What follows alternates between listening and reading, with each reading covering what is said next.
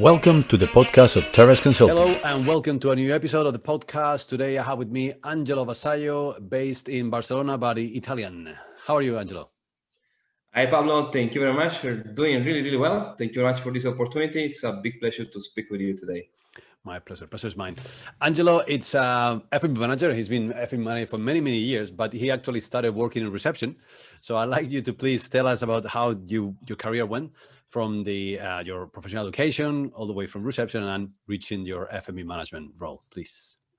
Exactly. So I started at the reception after the study in hospitality management in Italy. And first I started with the Holiday Inn, but just for a few months, because after I was directly hired by Hilton for the opening of a flagship hotel in Europe of Hilton, which is the Hilton Molino Stucchi in Venice. And I started there at the reception, and I covered this position for almost 2 years. And then I did as well some months in conference and event. Then I decided to learn German, which is a really interesting and challenging language. And I moved to Cologne in Germany. And I was working as well there in front office, covering different positions. And the last one in the room division was guest relation manager. When I was guest relation manager, the restaurant that we had in Cologne was not performing really well. So I spoke with the operation manager and I asked him the opportunity to lead the team of the restaurant. Fortunately, he said yes. So despite my limited skills in food and beverage, and since then I started my career in F&B. So from Cologne until now, I am in F&B. In Cologne, I was responsible for the restaurant. It was a really nice experience. We placed the restaurant between the best 20 in the city. So I got the attention from the regional office of Hilton, and I was promoted to F&B manager at the Hilton Düsseldorf, where practically I got more skill in terms of banquet and catering. And from there, they moved me to Vienna at the Hilton Vienna Plaza, where my main task was to repositioning the restaurant, which was renovated in the Hilton Vienna Plaza, in the market again. From Vienna, then I changed the company and moved to the beautiful Barcelona, where I'm currently living at the moment, working for a huge property for Fairmont.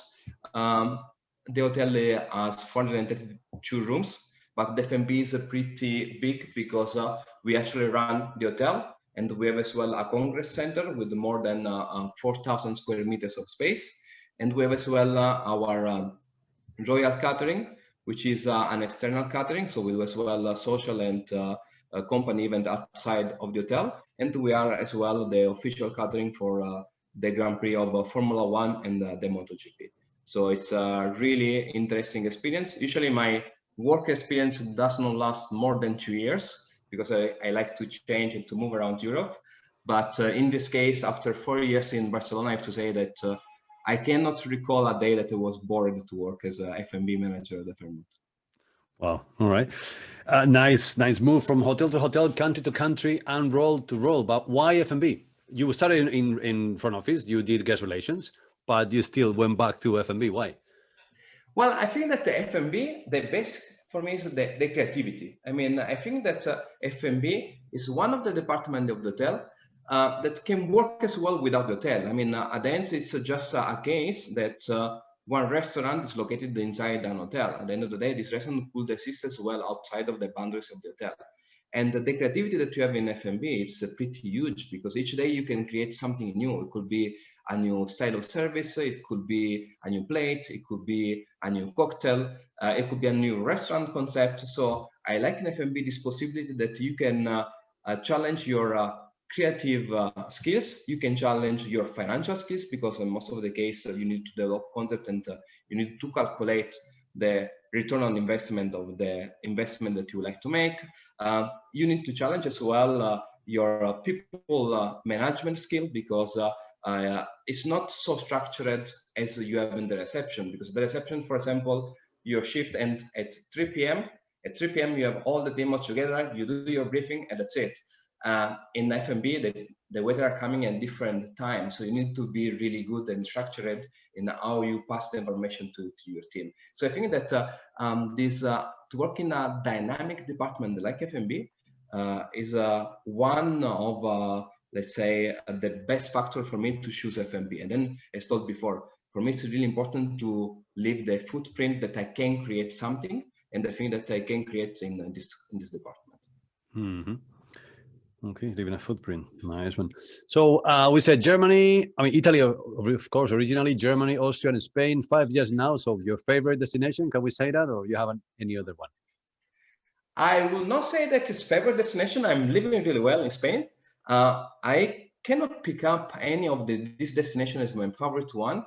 I will say that I will choose them according to the situation where I am at the moment. For example, if I'm looking for creativity, I don't know why I will choose Italy. So I think that for me, creativity is Italy. If I'm looking for organization, of course, I will choose Germany. I mean, it's maybe stereotype, but at the end of the day, for me, it's Germany, and maybe as well Austria. But in this case, I will choose as well Austria for the elegance that you can live in Austria. For Spain, I will say that I will choose Spain for the great capacity that we have in Spain to adapt ourselves to new challenges, and as well the capacity to do something for the improvisation.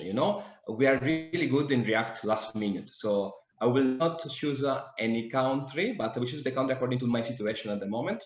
And I have to say that, of course, my heart is Mediterranean, so I am Italian. Maybe my heart is beating more for Italy and for Spain, but I will not, of course, disregard Germany and Austria. And what I think is really interesting as well, and I confirm what Erin Meyer wrote in her book, The Culture Map, that you can have the same problem in different countries, but the way that you approach it and the way that you solve it is really different according to the culture of this country. So maybe you have the German one that they are really analytic in solving the problem, and the Italian that you're using more the creativity, and the Spanish one that they are waiting until the last minute to push it until at the end and to solve the problem at the end. So it's really interesting how you can really, according to the culture, you can find different solutions to different problems.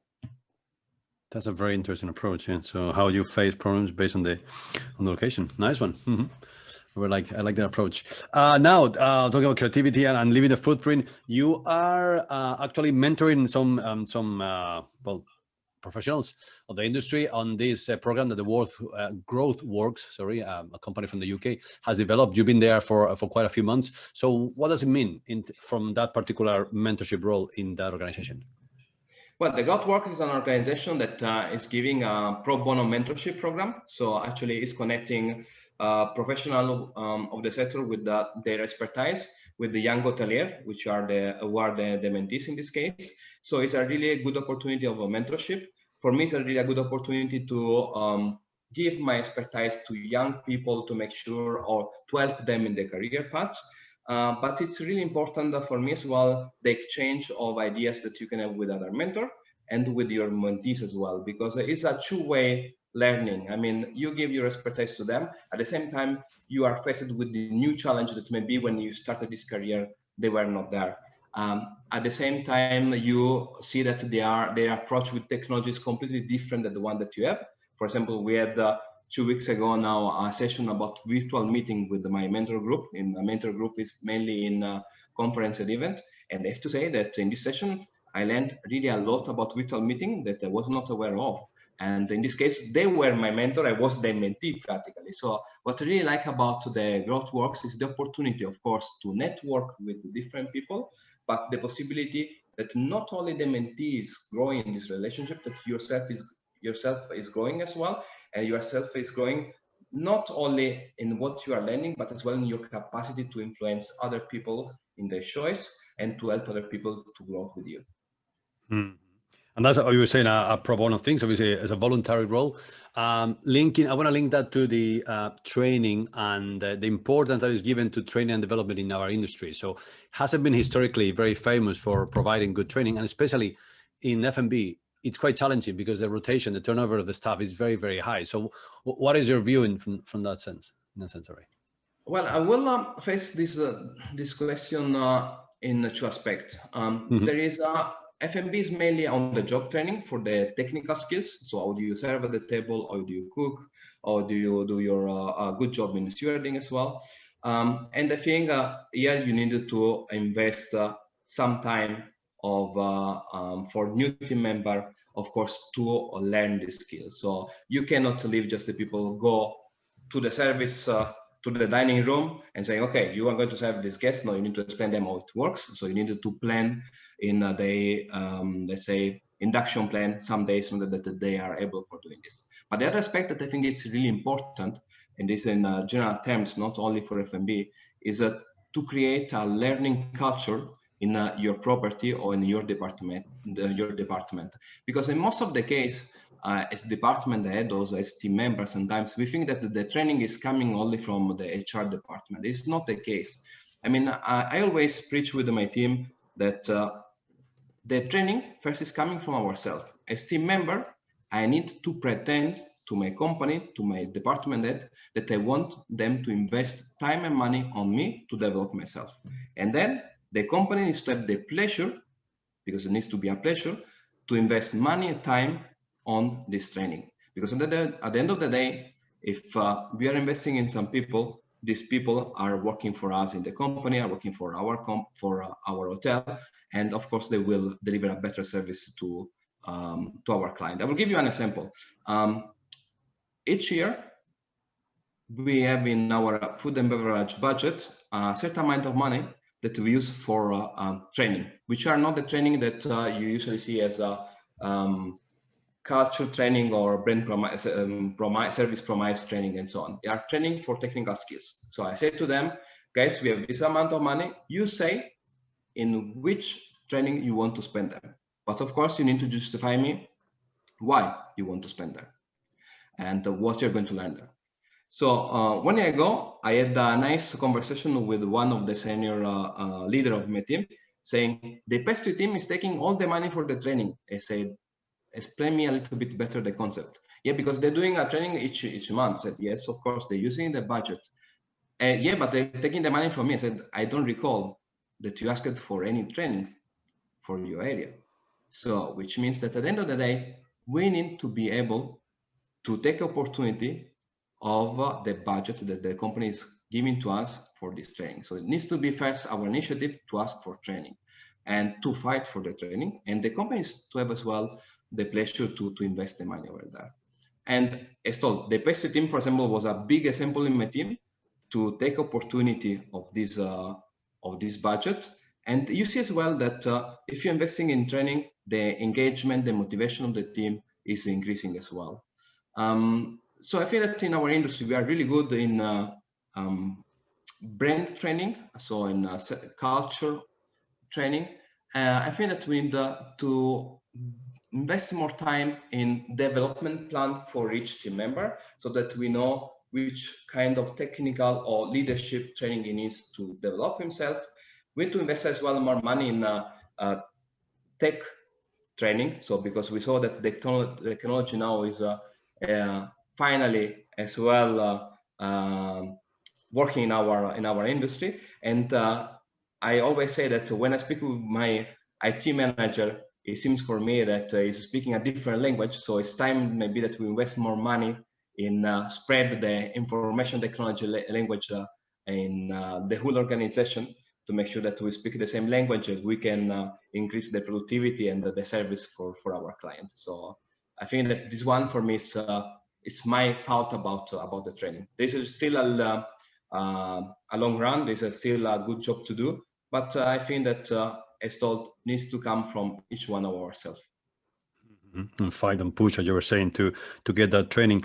In your career, I mean, now you're training others, but obviously you needed training back in the times. Did you have someone like a mentor figure for you, someone that helped you develop that you can remember? I have more than one. I have more than one that I can remember. And I say as well that sometimes the people that taught me something are not necessarily the people that were my boss, could be as well a team member, could be as well a colleague or simply a supplier. In this case, I will give you three names. Of course, the first name that can come to my mind is the operation manager of the Hilton Cologne, because was the brave one giving me the possibility to be restaurant manager, even if I was not enough skilled in F&B.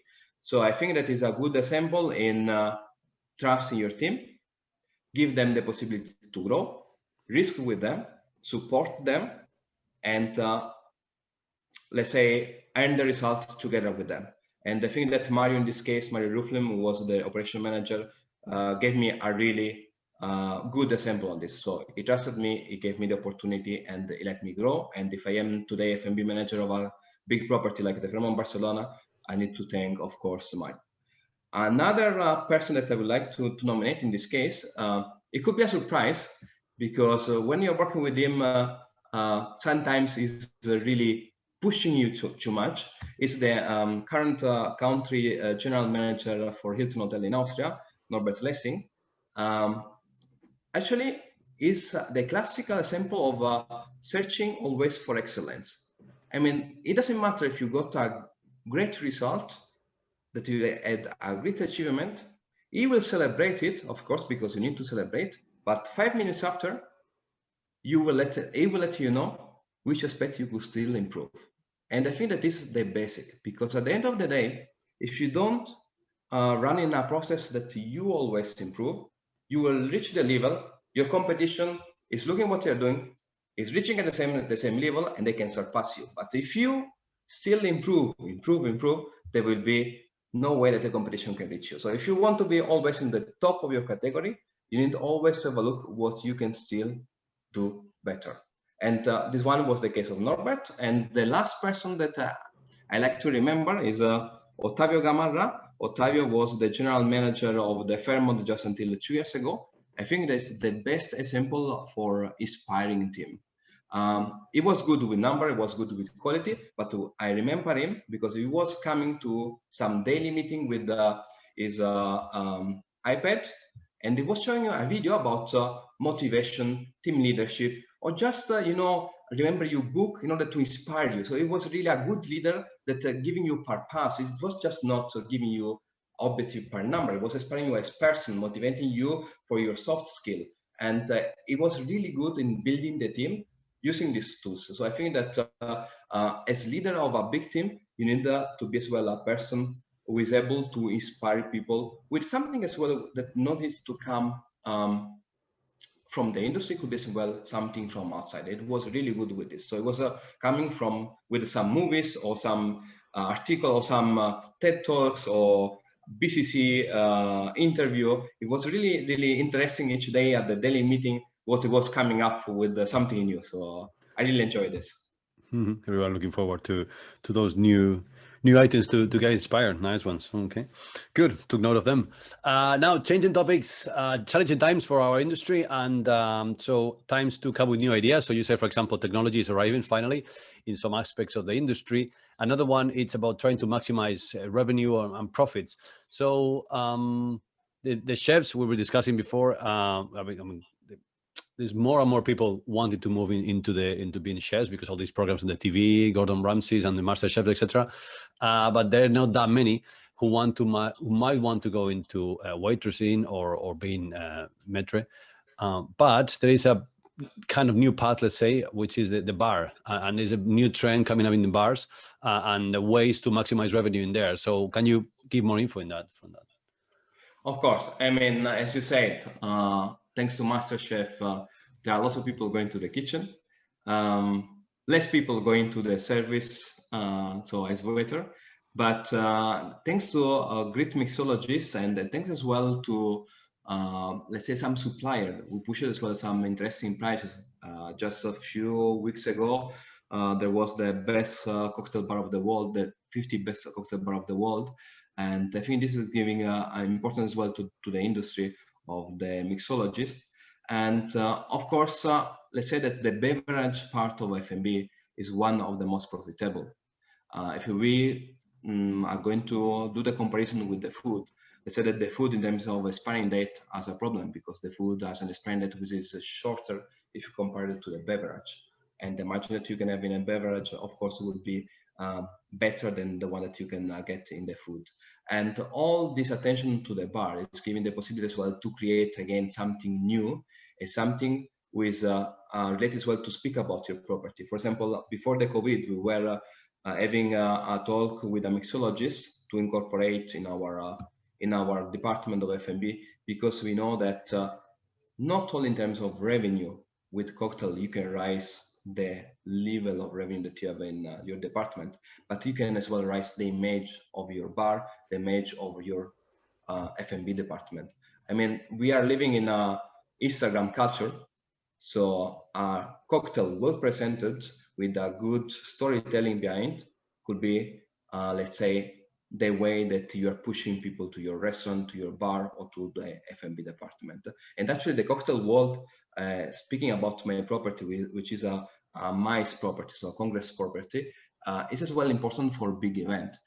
For example, we are cooperating as well with external companies sometimes to make different kind of events with the flying style cocktail, with different mixologies, or personalized cocktail with the logo of the guest. So there's a lot of to do in the cocktail world, in the beverage world, that you can use to boost your revenue.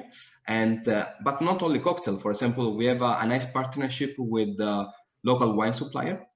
We work, for example, with Codorniu, and actually with Codorniu, even in this summertime, during the pandemic, we developed a new wine lounge concept, which was a huge success for us as well, because we developed with them an open air space where you can enjoy music, you can enjoy a nice wine, you can enjoy as well a nice cava, which is our local sparkling wine.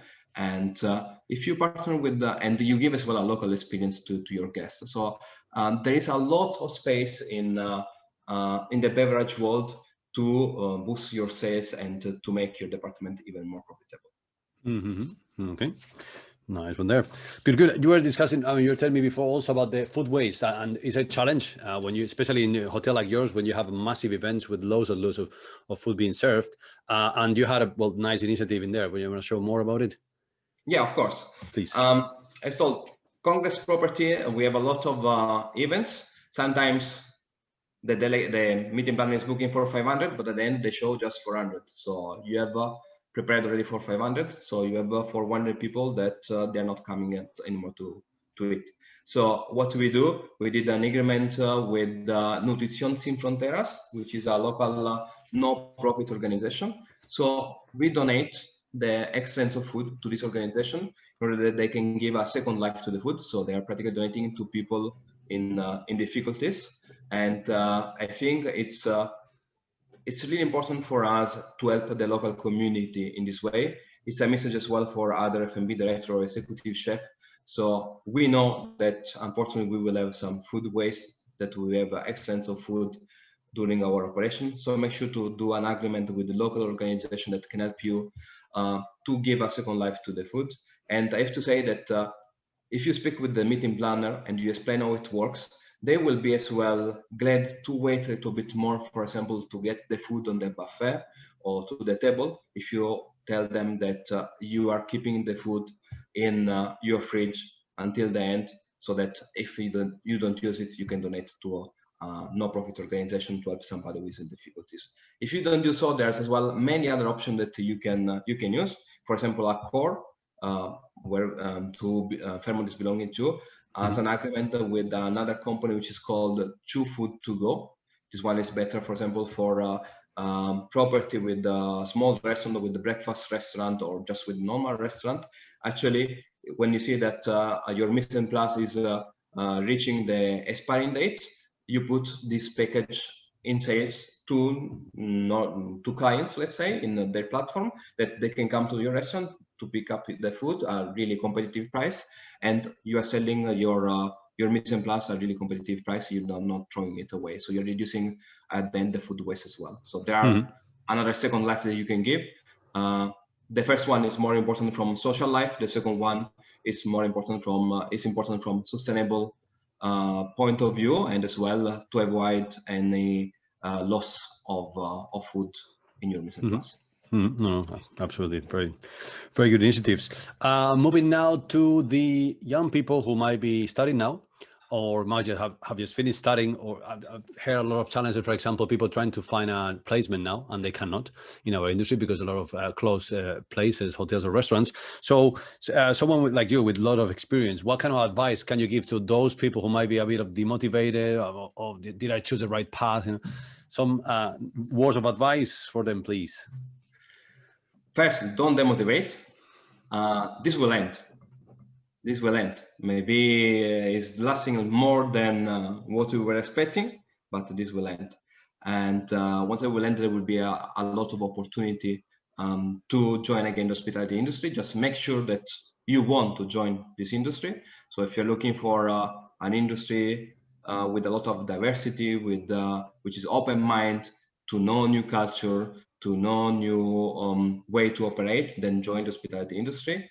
Make sure that you are passionate in serving people. And when I'm speaking about serving people, I'm not speaking all about the guests. People are all the people that are in contact with you during your professional life. So your colleague, it could be your boss, it could be your teammate, it could be the supplier, it could be everyone who is in contact with you. And then even if it will be difficult to find a job during this economical crisis, just make sure to be yourself. I mean, don't sell during the job interview somebody else who is not you. Because at the end of the day, when you're going to work, you cannot wear the mask for 8 hours for 5 days a week, because you need to sell who you are. And then it will be really, at the end, you think that you got the job and you did a step forward, but at the end, you are just slowing your career path. So make sure to apply for the position that you are interested to. Make sure that this position can bring to you something to learn, and choose as well your boss. Don't choose just the position. So choose people that, as Mario, as I said before, can invest, can risk on you.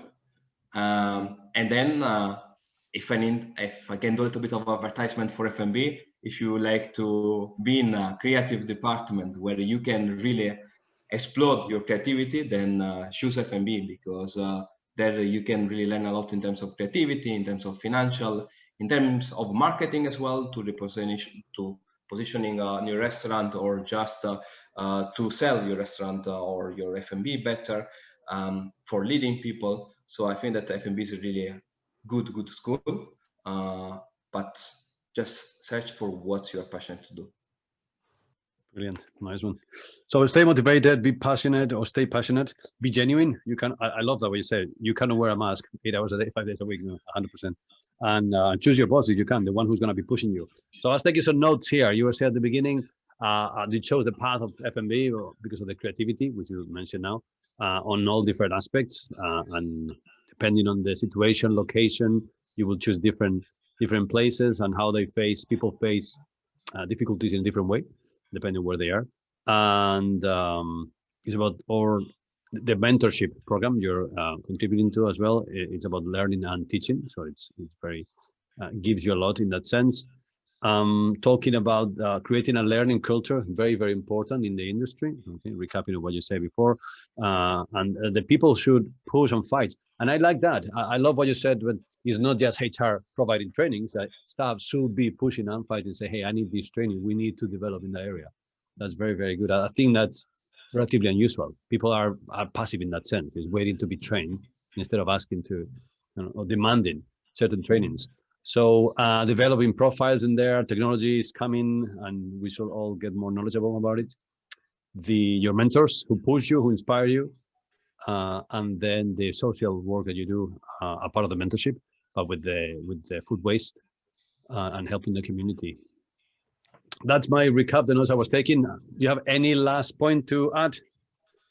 I would like to add 2 messages. That one is personal, one is for the professional of the sector. When we spoke about maximizing revenue and so on, I think that there's still a big work to do. I was following one of the webinar that you were moderating with total revenue management regarding, I think that total revenue management is a big word, and we need always to have a look outside of the boundaries of each department, because at the end of the day, if you are working in a hotel, you need to reach the objective of the whole hotel. And I think that sometimes we are too much focused on just cost or just revenue. And I would like to promote what I call a sort of profitable, memorable guest experience, which means that you pay attention to the cost, you pay attention to the revenue, but you make as well a long-term strategy, make sure that your guest experience is really good. So you're selling a competitive price, giving a really good value and a really good experience, and you can do it in a lot of way. And the second message that I would like to give is more personal, let's say. Most of us at the moment have more time to stay at home.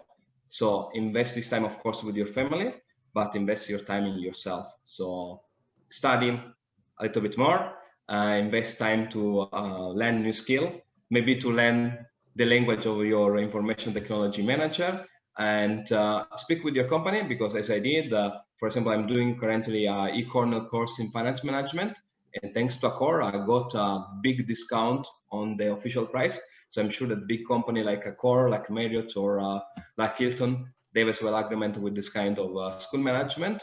I was really amazed when I saw the discount on the bill. So just make sure that you take opportunity of these chance that your company is giving to you, and of course stay safe, and but mainly invest in yourself. Great message to finish. Invest in your family, and especially invest in yourself. Develop yourself. Take this time to be a better professional. You know, when things get better, you're 100% ready. Nice one. Okay, good. That's all then from my side. Thank you very much for your time, Angelo. You're very kind. Nice messages you shared. And stay well. Okay, talk soon. Thank you very much, Pablo. That was all for now. Hope you found it useful. Remember that you have more information on our website www.torresconsulting.co.uk, on LinkedIn, on YouTube, and Twitter. Stay well. Goodbye for now.